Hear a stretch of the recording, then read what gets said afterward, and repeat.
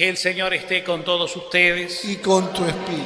Evangelio de nuestro Señor Jesucristo según San Marcos. Gloria a ti, Señor. Jesús resucitado se apareció a los 11 y les dijo: vayan por todo el mundo, anuncien la buena noticia a toda la creación. El que crea y se bautice se salvará. El que no crea se condenará. Y estos prodigios acompañarán a los que crean. Arrojarán a los demonios en mi nombre y hablarán nuevas lenguas. Podrán tomar a las serpientes en sus manos y si beben un veneno mortal no les hará ningún daño. Impondrán las manos sobre los enfermos y los sanarán. Palabra del Señor. Gloria a ti, Señor Jesús. Tomamos asiento. Bueno, queridos hermanos, estamos celebrando, como decíamos, una gran fiesta que es muy importante por el significado que tiene para la Iglesia. Los apóstoles todos son pilares espirituales. Ellos marcan como los cimientos de lo que es la nueva alianza. La nueva alianza que es el cumplimiento de las promesas de la antigua alianza en la persona, obviamente, de Jesús. Y Jesús, que cumplió entregándose por nosotros, quiso que esta gracia no fuera para unos pocos, sino para todos, porque la voluntad de Dios es que todos los hombres conozcan esta verdad, esta buena noticia, que Dios nos ama, ese conocimiento de esa verdad que transforma la vida, que ilumina el alma, que nos hace hombres y mujeres trascendentes, que vamos más allá, que estamos llamados siempre a ir más allá por la gracia del Espíritu, de los acontecimientos meramente terrenales, porque sabemos que estamos de paso, ese caminar hacia la eternidad, cuyas puertas fueron abiertas por el mismo Jesús que se entregó por nosotros, es la gran noticia que tiene que ser anunciada y conocida. Y entonces Jesús instituyó a estos apóstoles como pilares básicos, los primeros, y los envió porque de ahí brota de alguna manera la palabra apóstol. El apóstol es el elegido, el llamado por su nombre, por el Señor, y enviado en el nombre del Señor a proclamar las maravillas de Dios, ¿no es cierto? Y entre el número de los apóstoles, que originalmente fueron 12, un poco como referencia a las 12 tribus de Israel, a los 12 principios de un pueblo elegido, luego obviamente se multiplican, ya no son 12. De hecho, a la muerte de Jesús ya uno se bajó, que fue Judas, quedaron 11. Después tuvo que los apóstoles, tras la resurrección y Pentecostés, tuvieron que elegir al sucesor, que fue Matías. Pero de ahí en adelante, obviamente se abrió el apostolado a un número que superó los 12 y que simplemente quedaron en los principios. Ahí aparece luego Pablo y otros tantos más, ¿no? Y hoy día los sucesores de los apóstoles son los obispos. Bueno, pero en esta línea del llamado y del testimonio, Dios nos muestra en la persona de Pablo cómo pueda una persona, hay un antes y un después cuando se abre a Dios. No hay duda que Pablo, que antes se llamaba Saulo, era una persona muy hambrienta de las cosas de Dios. Obviamente que él venía de raíces muy judías y aunque nació en Tarso, tierras más bien alejadas, paganas, sin embargo, de muy jovencito se crió en las enseñanzas judías y de hecho hasta él mismo da un testimonio de quién fue su maestro, un tal Gamaliel, que era un hombre anciano y sabio, un maestro muy reconocido dentro de la escuela farisea. Ahí Pablo se formó de pequeño, muy inteligente, muy culto, aprendió desde chiquitos varios idiomas, no solo hablaba en hebreo, sino también hablaba el latín, que era la lengua de los romanos, y por supuesto manejaba también el griego, entre otras lenguas conocidas de la época y otros dialectos. Un muchacho culto y muy formado en la escuela farisea, es decir, en la ley. La ley que los judíos respetaban a rajatabla y que en la época de Pablo, obviamente, ya no eran los 10 mandamientos, sino eran un montón de otros tantos preceptos. Y ahí Pablo, fanático, fue formándose, creciendo. Por eso este Saulo original, tan ávido de las tradiciones originales judías, está también involucrado en la persecución de los cristianos que comenzaban a nacer, la iglesia que comenzaba en distintas partes a desarrollarse y a adquirir en número. Él pide permiso a sus superiores para que le den autorización e ir camino a Damasco, una ciudad vecina a Jerusalén, donde ya se intuía que los cristianos estaban creciendo demasiado rápido en número. Por eso quiere ir a castigar, a eliminar esto que Pablo y los judíos de la época consideraban una secta peligrosa, el cristianismo peligroso, una secta de este loco tal Jesús que movió masas y alentó y trastornó los orígenes, estuvo contra la ley, por eso lo crucificaron. Entonces hay que abolir, hay que limpiar todo indicio de cristianismo porque es peligroso para nuestras raíces. Eso es lo que consideraban los judíos, ¿no? Y allí va Saulo, con todo poder, a perseguir. Pero él mismo lo cuenta como un testimonio personal, por eso hay 3 relatos en el libro de los Hechos de los Apóstoles sobre la conversión de Pablo. Preferimos elegir este porque es más testimonial, es como que él mismo lo cuenta. Él cuenta lo que le pasó, él da su testimonio personal, él cuenta quién era y quién es ahora. El Señor se le apareció en este camino a Damasco y lo encegueció con una luz que venía de lo alto. Y una voz le dijo: Saulo, ¿por qué me persigues? ¿Quién eres, Señor? ¿Quién eres? ¿A quién persigo? Yo soy Jesús, a quien tú persigues. Y ahí es como que comienza ese proceso. Todos los signos que el mismo Pablo comenta que le sucedieron, la luz de lo alto, la voz del cielo, tiene mucho que ver con la manifestación que tuvo Jesús, por ejemplo, a orillas del Jordán, cuando fue bautizado por Juan y la voz del Padre le dijo: este es mi elegido, este es mi hijo, escúchenlo. Ahora será Pablo y todos los demás elegidos que vienen después quienes reciben esa misma afirmación de lo alto: tú eres mi hijo, yo te he elegido, yo te he engendrado por el Espíritu Santo y el bautismo. Y dice que Pablo o Saulo queda ciego. Los nombres también son interesantes tenerlos en cuenta. Los judíos usaban mucho los nombres, especialmente de varones, porque eran signos de la misión, ¿no?, que Dios les iba a encomendar a estos elegidos. Saulo viene de Saúl. Saúl fue el primer rey que tuvo Israel, un rey despótico, un rey a quien Dios permite que tome el gobierno del pueblo de Israel, porque el mismo pueblo, despreciando a Dios, le pide un rey. Acuérdense del texto de la primera de Samuel: queremos un rey, le dice el pueblo.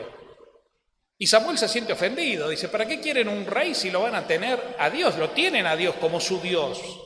Pero sin embargo Dios le dice: dales un rey, que aprendan lo que significa ser gobernado por un hombre, porque no es a vos al que desprecian, sino es a mí. Dales un rey. Y ahí aparece Saúl, que hace realmente estragos.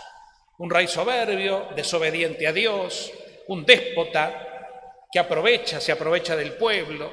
Vendrá luego en su lugar un verdadero rey ungido por Dios con el Espíritu de Dios, que será David y toda la descendencia davídica hasta Jesucristo, ¿no? Pero este Saúl soberbio es un poco la referencia del primer nombre que tenía el apóstol Pablo, Saúl, ¿no? ¿Qué significa eso? El soberbio, el alejado de Dios, el que se cree dueño de la verdad, Saulo. Pero en ese proceso de conversión, el Señor le empieza a transformar el corazón. Y un hombre que queda enceguecido como signo de que lo antiguo es lo oscuro y ahora tiene que adquirir la verdadera luz. Es llevado de la mano hasta el encuentro de este hombre de Dios, que lo recibe y luego lo va a bautizar. Y ahí empieza esa transformación o conversión. Es el Espíritu Santo de Jesús quien va a ir trabajando en su corazón. Es Él quien va a comenzar lentamente por la imposición de las manos de la Iglesia, de los primeros cristianos, a recuperar la vista, es decir, a ver verdaderamente la verdadera luz de la vida, que es Cristo. Será catequizado, comenzará todo su proceso cristiano, será bautizado y se convertirá realmente en apóstol. Él mismo sentirá en su corazón que el Señor lo elige para que su palabra, el Evangelio, sea anunciado justamente a nuevas tierras, no ya a los judíos, que fueron los primeros convertidos, sino a los gentiles, como se les solía llamar, a los paganos, a los de tradición y cultura que no era justamente de raíz judía. Y Pablo irá y viajará y será un gran misionero, un gran apóstol, un gran predicador, cuya fuerza en su palabra transformará corazones. Él mismo fundará iglesias. Y luego encontraremos también en el Nuevo Testamento las cartas que él les escribe en la distancia a esas nuevas iglesias que él mismo fundó, poniendo allí las cabezas, los nuevos obispos, los presbíteros y todos los que se encargarán de pastorear, de guiar, de enseñar, de cuidar al rebaño del Señor. Un gran apóstol que junto con Pedro se transforman en los dos símbolos, ¿no?, por excelencia del Evangelio, de la nueva iglesia de Cristo, ¿no? Pedro, el apóstol de los judíos y el primer papa, la piedra, y Pablo, el apóstol de los gentiles, el que irá a predicar a pueblos no judíos, dando referencia de que la palabra de Dios tiene que llegar a todos. No hay frontera, y Pablo se encargará de eso. Entonces hoy celebramos la conversión y lo traemos a nuestra vida, porque la conversión es un proceso de cada día y de toda la vida. ¿La conversión qué es? Reconocer que nosotros cada día estamos llamados a unirnos más a Dios, porque de Dios venimos y nuestro proceso, nuestra peregrinación terrenal, que se lleva a cabo a través de una misión que cada uno de nosotros tenemos, que es dar amor, ser testigos, implica también ir cada día entregando en un poquitito más el corazón al Señor. Es como que le vamos entregando la vida a aquel que nos dio la vida. Es como que vamos tomando conciencia de que nuestra vida es una peregrinación hacia nuestro origen, es volver a nuestra raíz. De ahí la experiencia religiosa del hombre, ¿no? La palabra religión, ustedes ya saben, lo hemos dicho muchas veces, significa religar, es decir, la necesidad que todo hombre tiene, y esto está probado desde religiones muy antiguas, ¿no?, muy antiguas, de esa necesidad de volver a lo sobrenatural. Es como que el hombre siempre sintió la necesidad de volver a ligarse con el ser superior, a quien al comienzo no conocía, porque Dios todavía no se había revelado, pero que ahora sí conocemos, porque se reveló de una manera extraordinaria en la persona de su mismo Hijo Jesucristo. Entonces, configurarnos con Cristo, entregándole nuestro corazón cada día, dándole el primer lugar en nuestra fe, en nuestra vida, en nuestra forma de pensar, dejando que Él nos modele, para que no sea el hombre viejo el que nos gobierne, para que no sea el hombre que busca los ídolos de la tierra como su fundamento, sino Dios. Entonces dejarlo a Él, a Cristo en mí, no soy yo. ¿Qué es lo que dirá Pablo, de hecho, al final de sus días? Pablo, cuando ya está a punto de sufrir el martirio en su vejez, le dirá a sus discípulos: se acerca mi hora, esa hora por la cual he dado la vida. Ya no soy yo, es Cristo quien vive en mí. Para mí la vida es Cristo y la muerte una ganancia, porque esa es mi verdad. Eso he descubierto. Y todo lo que aprendí antes, que me sirvió, no lo digo de base, de fundamento, hoy lo tengo por basura con tal de ganar a Cristo y a Cristo crucificado, a quien le consagré mi vida porque Él me eligió a mí. Y dará testimonio justamente contando cómo fue su conversión, cómo fue su encuentro con Jesús. Un encuentro que comenzó una vez en ese camino a Damasco, pero no terminó nunca más. Fue un encuentro que comenzó y que cada día fue creciendo, madurando, profundizándose en la vida de este hombre de Dios. ¿Y qué es, hermanos queridos? Un llamado a cada uno. Todos nosotros tenemos esta experiencia. No será como la de Pablo, nuestra misión no será al extremo como la de Pablo, pero sí todos somos apóstoles. Por eso, en el Evangelio queda muy de manifiesto Cuando Jesús dice que se le apareció a los 11 ya después de la resurrección y les dijo, vayan y hagan que toda la creación se entere de la buena noticia. Fíjense que dice la creación. Es curioso, ¿eh? No habla solo de los hombres, sino los envía a dar la buena noticia a toda la creación. Pablo dirá en una de sus cartas que en este proceso de la historia de la humanidad y de la creación toda, es como que toda la creación también, no solo el hombre, sino la creación está como expectante. Todo hombre busca la felicidad, pues bien, la creación también busca alcanzar la plenitud que perdió por el pecado original. Cristo redimió no solo al hombre, obviamente en primer lugar al hombre, por eso es Dios hombre que da la vida por los hombres, sino que la sangre de Cristo se derramó en toda la creación. Lo que quiere decir que toda la creación, todo lo que Dios creó, que es todo, y que continuamente sigue creando y recreando, está plasmado, está impregnado de la presencia del Creador.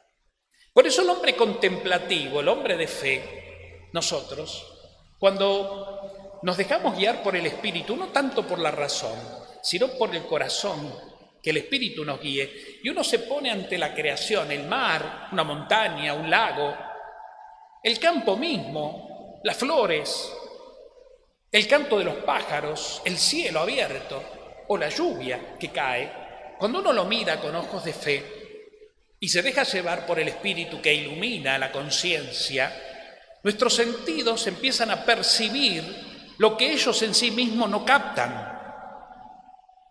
Es decir, la vista y cualquier sentido de los 5 sentidos que el hombre tiene llegan a un punto donde se autolimitan para dar lugar a lo que ellos mismos no logran percibir, pero que el alma sí, informada por la gracia, percibe. Eso es la contemplación. Entonces, cuando yo veo un árbol, veo más allá de lo que veo. Veo quién lo creó y toda la fuerza, toda la gracia de vida que hay oculta desde las raíces hasta la última hoja. Y así con todo. Por eso Jesús manda a los apóstoles a que toda la creación se impregne de la buena noticia. Y esto es interesante. Esto es lindo. ¿Por qué? Porque ahí también nace un poco el sentir cristiano ecológico, ¿no? De lo que el Papa Francisco habla tanto en la encíclica Laudato Si, es decir, toda la creación alaba al Señor. Ya Francisco de Asís lo decía, ¿no? Y llamaba a toda la creación hermana, hermano sol, hermana luna, hermano lobo, hermana planta, en fin, porque realmente el hombre se vincula como ser creado con el resto de las criaturas. Y esto es maravilloso. Por eso el Evangelio impregna todo, desde la humanidad, porque el hombre es el primer destinatario de la buena noticia, pero toda la creación está impregnada del amor de Dios. Y entonces el Señor los manda y los envía. Y una de las misiones que les dice es, con el Espíritu Santo, liberen a los hombres oprimidos por el mal, enfrenten sin miedo las adversidades de la vida, hablando de los venenos, no tengan miedo, aunque los piquen las serpientes y beban venenos, porque nada les hará daño, porque ustedes cuentan con la gracia de lo alto, y vayan, impongan las manos, sanen a los enfermos y bauticen en el nombre del Padre, del Hijo y del Espíritu Santo. Es decir, ¿ven la misión? Es que todo cristiano se involucre en la vida cotidiana con la obra de Dios, para que todo hombre que el Señor pone en nuestro camino conozca a Dios. Qué linda misión, qué hermosa misión. Cada uno desde su lugar, desde lo que sabe, desde lo que pueden, porque no hace falta para esto saber mucho. Sí hace falta creer. Y esto que Jesús le dice a los apóstoles, esta autoridad que Jesús le da a los apóstoles en su nombre, no es exclusiva de los 12 apóstoles o de los hombres consagrados, sino es de todo consagrado por la gracia del bautismo. Qué cosa tan maravillosa, ¿no? Entonces la iglesia se entiende así, se entiende como un pueblo enviado, un pueblo de apóstoles y profetas, un pueblo de sacerdotes y reyes, todos esos por el bautismo. O sea que cada bautizado tiene lo necesario, lo esencial y fundamental para ir en el nombre del Señor a evangelizar, a anunciar las maravillas de Dios. Y eso, insisto, donde Dios te pone. Algunos se sienten llamados a una misión adyentes, como lo dice el Concilio Vaticano II, es decir, irse lejos, se van a evangelizar a África, a Asia, a tierras lejanas, vocaciones particulares. A otros en una vida consagrada determinada y a otros en la vida cotidiana, en el hogar, en la familia, en los vecinos, en el mundo del trabajo, en el mundo de la universidad, en el mundo de la fábrica, en el mundo de la empresa, donde sea. El cristiano está llamado a convertir, a empapar, ¿no? En los talleres, donde nos toque estar, a empapar del Evangelio de Cristo en ese lugar donde el mismo Dios nos pone cotidianamente. Por eso todos somos como Pablo, todos estamos llamados a transmitir las maravillas de Dios.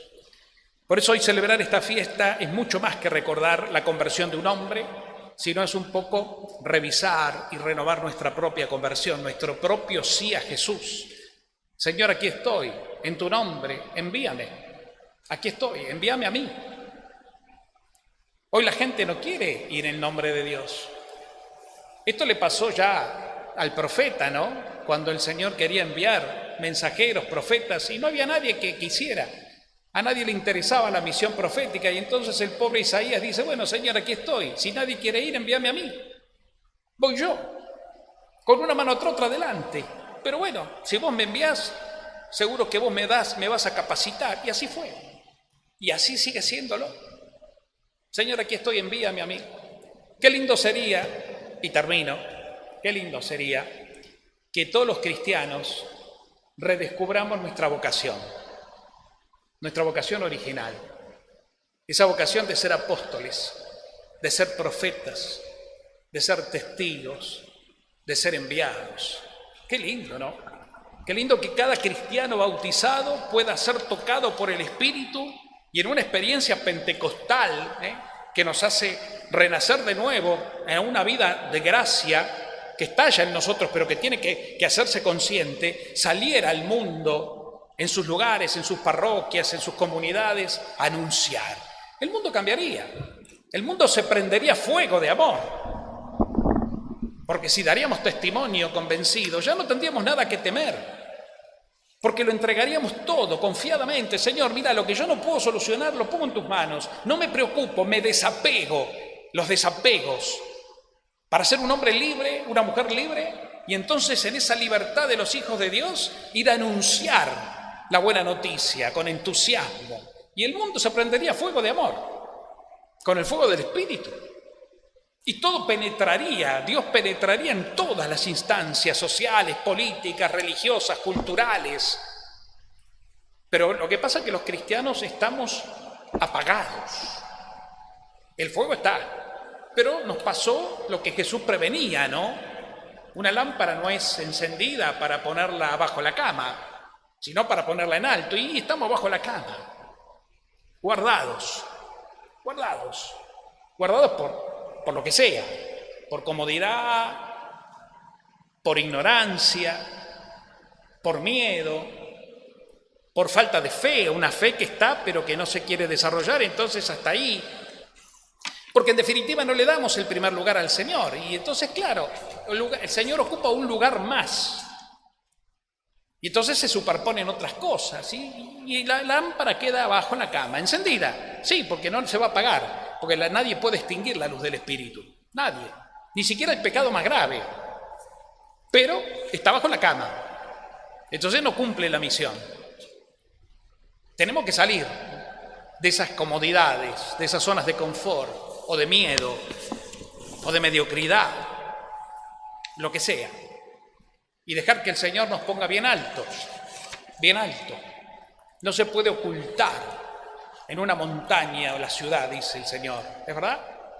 Uno cuando ve una ciudad en una montaña la ve de lejos, ya está, se la ve de lejos. Así es el pueblo de Dios, se lo ve de donde sea, no se lo puede ocultar. Bueno, quiera Dios entonces que podamos seguir nuestro proceso de conversión como el Pablo, para que los dones y carismas que nosotros recibimos también en nuestra vida cristiana no queden escondidos, ni adormecidos, ni enterrados, sino que los podamos poner en práctica, ¿no?, a la luz, desde el lugar en donde el Señor nos puso. Le pedimos a la Virgen, a nuestra Mamá del Cielo, como siempre, a quien recurre la Iglesia desde los principios, Madre, rogá por nosotros, para que nuestro entusiasmo se renueve, para que nuestra conversión no se detenga nunca, y para que nuestra conciencia, iluminada por los dones del Espíritu Santo, se abra y podamos serte los testigos que tu Hijo necesita y el mundo espera. Que así sea. Que así sea.